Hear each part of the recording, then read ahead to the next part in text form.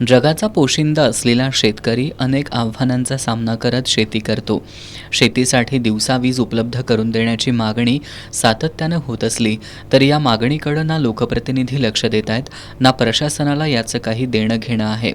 रात्रीच्या वेळी पिकांना पाणी देण्यासाठी जाणाऱ्या शेतकऱ्यांना सर्पदंशासह अनेक अपघातांचा सामना करावा लागतोय.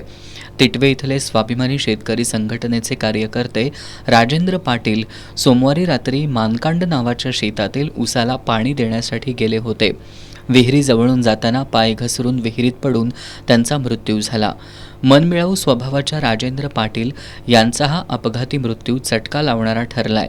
पाण्याचा रातवा राजेंद्र पाटील यांच्या जीवावर बेतला असे आणखी राजेंद्र चुकीच्या धोरणांचे बळी ठरू नयेत यासाठी शेतीला दिवसा वीज पुरवठा व्हावा यासाठी लोकप्रतिनिधी आणि प्रशासनानं संवेदनशीलता दाखवण्याची गरज आहे.